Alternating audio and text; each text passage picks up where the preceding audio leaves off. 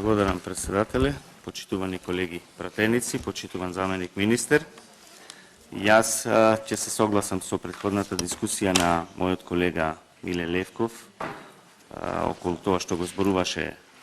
околу носењето на овој закон. Ќе кажам дека овој закон е потребен закон кој што треба да се донесе во Република Македонија и закон со кој ќе им се помогне на жртвите од кривични дела со насилство, но мислам дека и сум на ставот дека предложениот закон треба да го доуредиме, има одредени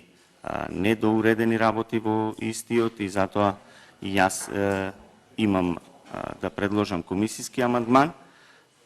со кој мислам дека ќе се доуреди текстот на законот кој што ќе придонесе за подобро спроведување во пракса на истиот закон и полесно одлучување понатака на комисијата што треба да се формира, која треба да одлучува околу тоа кој треба да добие паричен надоместок и кој вистински е жртва на семејно насилство и на кого треба вистински државата да му излезе во пресред, барем во тие тешки моменти кои се случуваат за жртвата, да државата излезе во пресред, барем финансиски да го помогне во тој дел. Мојот комисиски амандман се однесува на членот 22, кој се однесува на одредување на висината на паричниот надоместок на жртвата на насилството. Значи, во членот 22 е предвидено дека при одлучување за одредувањето на висината на паричниот надоместок на жртвата, Комисијата за надоместок на жртви од кривично дело со насилство особено ќе ги има предвид следните околности. Од алинеја 1 ќе го има предвид однесувањето на непосредната жртва пред, за време и по извршувањето на кривичното дело. Ова едноставно мислам дека е нешто што не може да се измери, како ќе се однесува една жртва после настанување на кривично дело над истата жртва, какво ќе биде однесувањето на жртвата после тоа, па тоа да е предуслов за одредување на висината која што таа жртва треба да го добие како помош од државата. Секој човек различно ги прифаќа тие работи и различно реагира на одредени,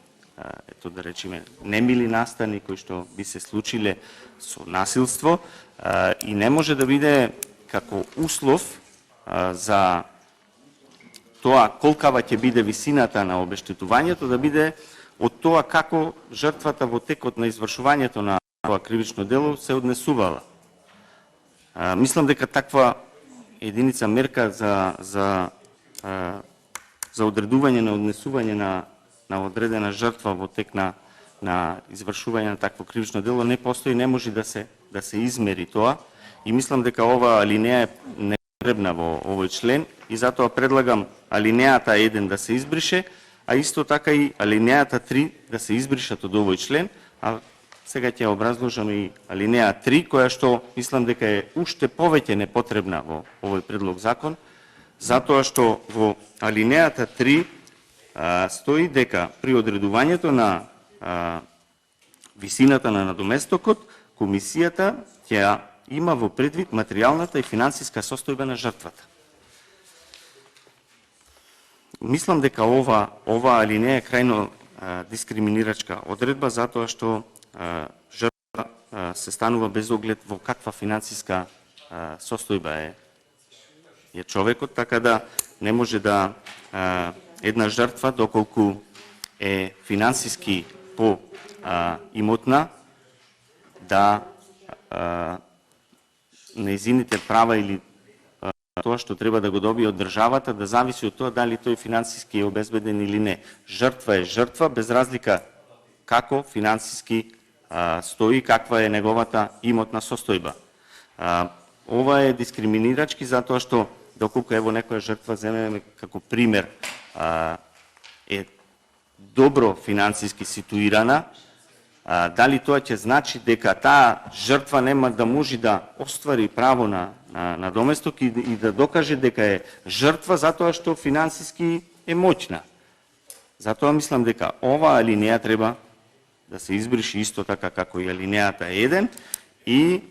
да не ги ставаме жртвите во неравноправна положба од тоа да зависат дали некој е поимотен или понеимотен. Затоа предлагам во членот 22 алинејата 1 и 3 да се избришат. Благодарам.